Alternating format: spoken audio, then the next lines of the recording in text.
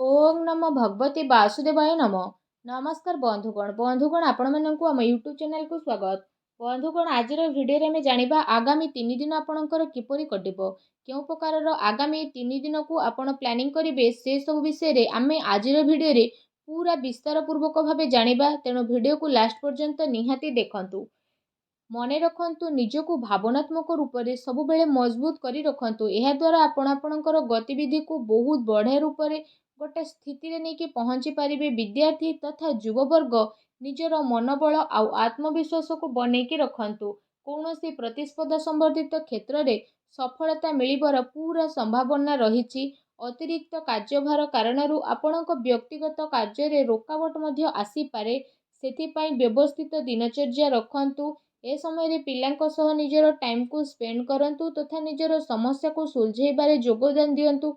अटके थिबा पैसा को सावधान सह सुलझेबे। बिजनेस कार्य पूरा हेबा कारणरू प्रोब्लेम मध्य आसी पारे। ता सहित कोनोसी अनुभवी बा राजनीति व्यक्ति को सहाय्य नेबा आपणक पई फायदामान रहइबो। ता सहित ए समय रे कोनोसी प्रोब्लेम आसीबा कारणरू कोनोसी फ्रेंड्स को परामर्श आपणक पई बहुत भलो रहइबो।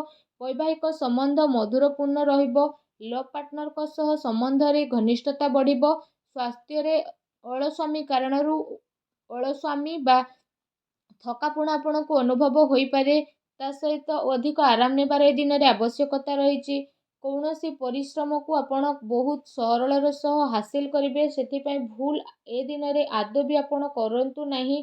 मानसिक आकस्मिक सुख शांति मध्य अनुभव हेबो। पिला माने निजर पाठ पढ़ा प्रति एकाग्र चित्त रहिबे।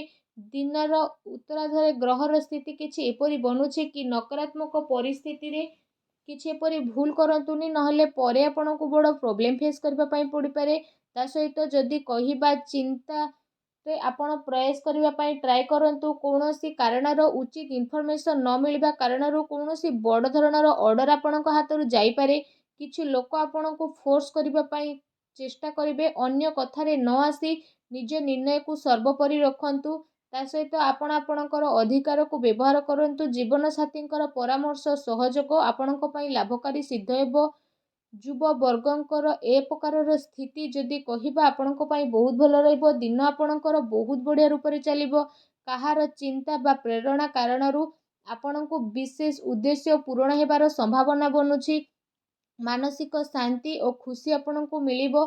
घरे कौनसी स्थितिंक पई विवाह प्रस्ताव मध्य आसी पारे।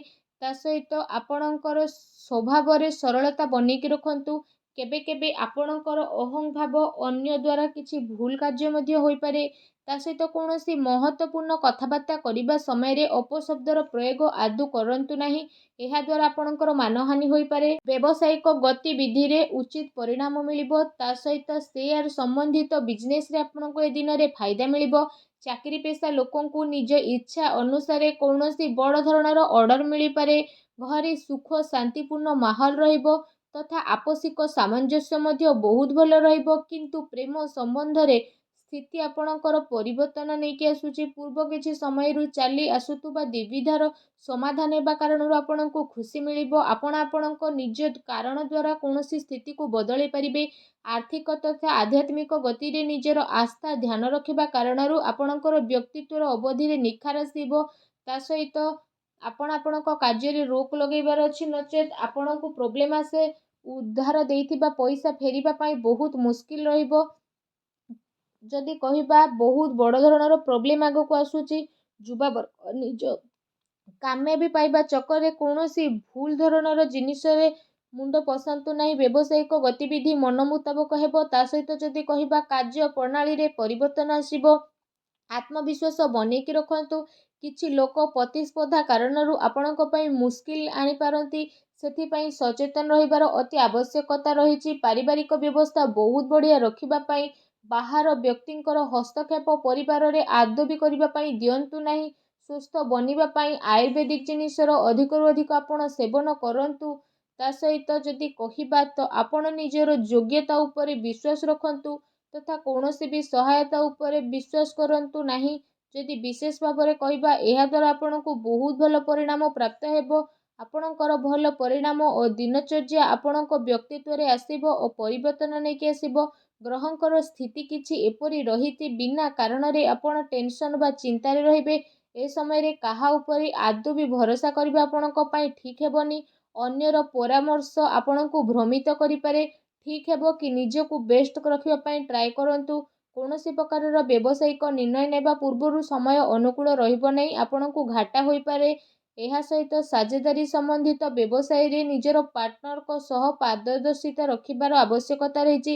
ଏହାଦ୍ୱାରା ଆପୋଷିକ ସାମଞ୍ଜସ୍ୟରେ ସୁଧାର ଆସିବ। ତା ସହିତ ଆପଣ ସେସବୁ କାର୍ଯ୍ୟରେ ନିଜର କାମ କରିବା ଗତିକୁ ପରିବର୍ତ୍ତନ କରିବେ। ଅଧିକାରୀ ବର୍ଗ ବା ବରିଷ୍ଠ ସଦସ୍ୟଙ୍କର ଅନୁଭବ ଓ ମାର୍ଗଦର୍ଶନକୁ ଆପଣ ନିଜର ଜୀବନ ଶୈଳୀରେ ଆପଣେଇବା କାରଣରୁ କୌଣସି ସ୍ଥିତିରେ ଆପଣଙ୍କୁ ପରିବର୍ତ୍ତନ ଦେଖିବାକୁ ମିଳିବ। ତା ସହିତ ଆପଣ ଆପଣଙ୍କର କାର୍ଯ୍ୟ ଉପରେ ଧ୍ୟାନ ଦେବେ।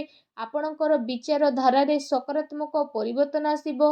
ଯୁବା ବର୍ଗ ବ୍ୟର୍ଥ ମଉଜ ମଜଲିସରେ ସମୟ ବ୍ୟତୀତ କରନ୍ତୁ ନାହିଁ। ଲାଭ ପାଇବା ପାଇଁ ଜୀବନରେ ପରିପକ୍ୱତା ପାଇବାର ଅତି ଆବଶ୍ୟକତା ରହିଛି। ଏହା ସହିତ ସନ୍ତାନଙ୍କର କୌଣସି ଗତିବିଧି ଆପଣଙ୍କର ସମ୍ମାନକୁ ଠେସ୍ ପହଞ୍ଚାଇପାରେ। ବିଜନେସରେ ପରିଶ୍ରମ ମୁତାବକ ଲାଭ ମିଳିବ। ତା ସହିତ ଇନକମ୍ ପୂର୍ବଠାରୁ ଅଧିକ ରହିବ। କିନ୍ତୁ କୌଣସି ବି ବ୍ୟବସାୟ ସମ୍ବନ୍ଧିତ ମହତ୍ତ୍ୱପୂର୍ଣ୍ଣ ନିର୍ଣ୍ଣୟ ନେବା ପୂର୍ବରୁ ଭାବି ଚିନ୍ତି କରିବାର ଅତି ଆବଶ୍ୟକତା ରହିଛି। ଚାକିରି ପେଶା ବ୍ୟକ୍ତିଙ୍କୁ ନିଜ କାମରେ ଅଧିକ ଧ୍ୟାନ ଦେବାର ଆବଶ୍ୟକତା ରହିଛି। ପତି ପତ୍ନୀ ସମ୍ବନ୍ଧକୁ ମଧୁର ବନେଇକି ରଖିବେ। ଆପୋଷିକ ତାଳମେଳ ରହିବା ବହୁତ ଭଲ ଆପଣଙ୍କ ପାଇଁ ରହିବ। କୌଣସି ବିଶେଷ ବ୍ୟକ୍ତିଙ୍କ ଦ୍ୱାରା ପ୍ରଭାବିତ ହୋଇ ଆପଣ ଆପଣଙ୍କ ଦିନଚର୍ଯ୍ୟାରେ କିଛି ପରିବର୍ତ୍ତନ ଆଣିବା ପାଇଁ ଚେଷ୍ଟା କରିବେ। ତଥାପି କିଛି କାର୍ଯ୍ୟକୁ କରିବାରେ ଆପଣଙ୍କର ଧ୍ୟାନ ମଧ୍ୟ କେନ୍ଦ୍ରିତ ହେବ। ଆପଣ ଏମିତି କିଛି ନିର୍ଣ୍ଣୟ ନିଅନ୍ତୁନି ଯାହାଦ୍ୱାରା ସ୍ଥିତି ଆପଣଙ୍କ ପାଇଁ ପରିବର୍ତ୍ତନଶୀଳ ହେବ। କୌଣସି ସମ୍ବେଦନଶୀଳ ବ୍ୟକ୍ତିଙ୍କ ହସ୍ତକ୍ଷେପ କାରଣରୁ ଆପଣଙ୍କ କାର୍ଯ୍ୟରେ ବହୁତ ବାଧା ଆସିବ। କେବେ କେବେ ଆପଣଙ୍କର ରାଗ ଆଉ ଜିଦ୍ ଏସବୁ ଆପଣଙ୍କର ପାରିବାରିକ ବ୍ୟବସ୍ଥା ଉପରେ ପ୍ରଭାବ ପକାଇପାରେ। ସକାରାତ୍ମକ ବନେଇ ରଖିବା ପାଇଁ ଆପଣ ଚେଷ୍ଟା କରନ୍ତୁ। ଏହା ସହିତ ଯଦି ବିଶେଷ ଭାବରେ ଆମେ କହିବା, ସାବଧାନ ରୁହନ୍ତୁ, କାରଣ କାର୍ଯ୍ୟସ୍ଥଳରେ ଆପଣଙ୍କ ଉପସ୍ଥିତି ଆଉ ଫୋକସ୍ ରଖିବାର ଆବଶ୍ୟକ ରହିଛି। ଏହାଦ୍ୱାରା ବ୍ୟବସାୟରେ ଆପଣଙ୍କର ପରିଶ୍ରମର ଫଳ ମିଳିବ। ଚାକିରି ପେଶା ବ୍ୟକ୍ତି ବିଶେଷଙ୍କୁ କାମର ଅଧିକତା ରହିବ। ଏହା ସହିତ ଯଦି କହିବା, ପାରିବାରିକ ସଦସ୍ୟଙ୍କର ବ୍ୟକ୍ତିଗତ ଦିନଚର୍ଯ୍ୟାରେ ରୋକଠୋକ କରନ୍ତୁ ନାହିଁ। ଅନ୍ୟ ଗତିବିଧି ସହିତ ନିଜର ସ୍ୱାସ୍ଥ୍ୟ ପ୍ରତି ମଧ୍ୟ ସଜାଗ ରଖନ୍ତୁ।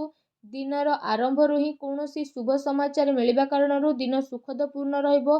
କୌଣସି ଭଲ କାର୍ଯ୍ୟ ଆରମ୍ଭ କରିବା ଦ୍ୱାରା ଯଦି କହିବା, କାମ କାର୍ଯ୍ୟ ତଥା ପାରିବାରିକ ଜିମ୍ମେଦାରୀ ଭିତରେ ତାଳମେଳ ବନେଇକି ଆପଣ ରଖିବେ। ଏହା ସହିତ ଯଦି କହିବା, କିଛି ଜିନିଷ ବନେଇବାରେ ଆପଣ ସଫଳ ରହିବେ। ବ୍ୟବସାୟିକ ଗତିବିଧି କାରଣରୁ ଯଦି ଆପଣ ଯୋଗ୍ୟତା ଆଉ ପରିଶ୍ରମ ଦ୍ୱାରା ଆର୍ଥିକ ସ୍ଥିତିକୁ ବନେଇକି ରଖିବେ। ମାର୍କେଟିଂ ସମ୍ବନ୍ଧିତ ଗତିବିଧି ଉପରେ ଅଧିକ ଧ୍ୟାନ ଦେବାର ଆବଶ୍ୟକତା ରହିଛି। ଲାଭଦାୟକ ସ୍ଥିତି ବନିବ, ଯାହା ଭବିଷ୍ୟତରେ ଆପଣଙ୍କର କାମରେ ଆସିବ। ସେଥିପାଇଁ ଯଦି କହିବା, ଯେଉଁ କାମ ପାଇଁ ଆପଣ ପ୍ରୟାସ କରୁଥିଲେ ଏବେ ସେହି ସବୁ ସମ୍ବନ୍ଧିତ ଖୁସି ଖବର ଆପଣଙ୍କୁ ମିଳିପାରେ। କିନ୍ତୁ ଅନ୍ୟ ଉପରେ ଆଶା ରଖିବା ଠାରୁ ଆପଣ ନିଜର ଯୋଗ୍ୟତା ଉପରେ ବିଶ୍ୱାସ ରଖିବାର ଅତି ଆବଶ୍ୟକତା ରହିଛି। ଏହାଦ୍ୱାରା ଆପଣଙ୍କର ମନୋବଳ ବଢ଼ିବ। ପ୍ରପର୍ଟି ସମ୍ବନ୍ଧିତ ମାମଲାରେ କୌଣସି ସମସ୍ୟା ଆପଣଙ୍କ ସାମ୍ନାରେ ଆସିପାରେ।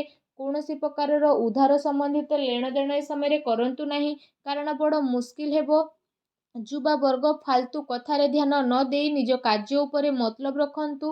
ବ୍ୟବସାୟରେ ଯଦି କହିବା, ଆପଣଙ୍କୁ ବଡ଼ ପ୍ରୋବ୍ଲେମ୍ ଆସିପାରେ, ତେଣୁ ସାବଧାନ ରୁହନ୍ତୁ। ଅନ୍ୟ କଥାରେ ଆଦୌ ମୁଣ୍ଡ ପୁରାନ୍ତୁନି। ନିଜ କଥା ଉପରେ ନିଜେ ଫୋକସ୍ ରଖିବା ପାଇଁ ଟ୍ରାଏ କରନ୍ତୁ। ନିଜ ଜୀବନରେ ଖୁସି ବନେଇ ରଖିବା ପାଇଁ ଭିଡ଼ିଓକୁ ଲାଇକ୍ କରନ୍ତୁ। କମେଣ୍ଟ ବକ୍ସରେ ଜୟ ଶନିଦେବ ବୋଲି ଅବଶ୍ୟ ଲେଖି ଦିଅନ୍ତୁ। ଧନ୍ୟବାଦ।